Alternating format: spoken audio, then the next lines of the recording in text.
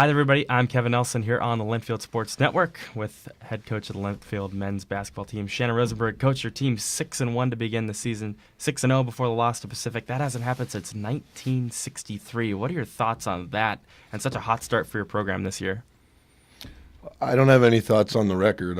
I think we've played very well at times, and at times we haven't, and we're just focused on improvement, really. Jordan Clark off to a really good start to his senior season, 12.3 points per night. That leads your team. What's kind of changed in Jordan's game from year to year since you've been here? Jordan in his senior season now leading the team.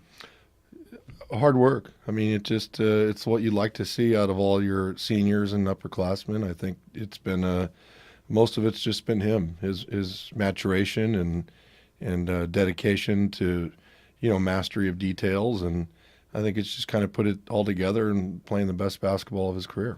Riley Bruhl, he's second in the Northwest Conference in three-point percentage. It's 57% of his threes to the first 7 games of the year. How good is Riley from beyond the arc, and how tough is he to defend?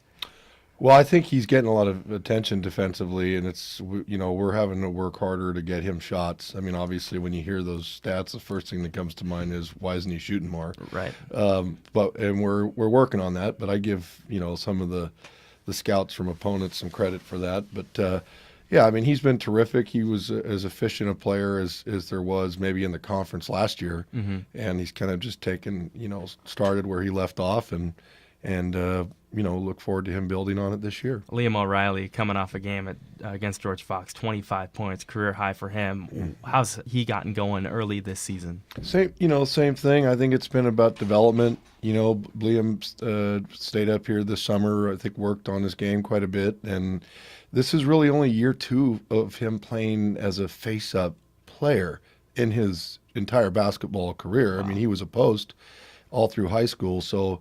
I think Liam's just really coming through his own in the course of, the normal kind of growth curve. Mm-hmm. But I'm real proud of him and the things he's adjusted to, and he's played very well for us. Talk about the atmosphere there on Friday night against George Fox. Your team goes into the locker room trailing by 3 at half, and then you go on to win by 16 at home in front of that crowd. It was awesome. Yeah, it was incredible. I mean, I couldn't be more thankful and grateful for our students. We had local families, a lot of our kids from camp, faculty, staff, etc.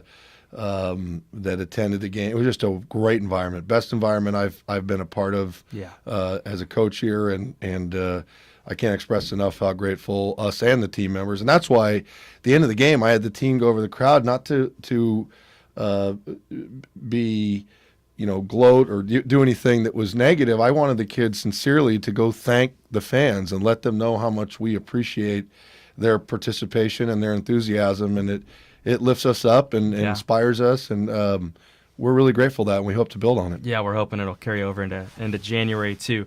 Coming up, you hit the road for a ton of road games before Northwest Conference play resumes in January. Just one home game over the next 5. That's Stockton on the 19th of December. And how do you keep this early momentum rolling into kind of what's always a weird month of December with road games and Christmas break and things like that? It's a challenge, but I think it's part of what prepares you for conference play, and it's the same approach. We're not unlike many other programs, and I think coaches philosophically, and that it's game to game, day to day, and we try not to let extrinsic things that we can't control be factors in our preparation or our mentality, and so. That's really where it kind of begins and ends for us. So, for somebody that hasn't seen your team play yet, what can they expect when they come to the gym and watch your guys? I think we play with great spirit, great energy. I think we share the ball real well, and I think our execution is getting better and better as we go along. But I think you'll see a very connected, united group that is determined to compete. The next time you can see the Cats play at home, that'll be over Christmas break on December 19th against Stockton. That's at 5 p.m. Only at the House of Hustle, Ted Wilson Gym. Coach, thanks for the time. Thanks so much.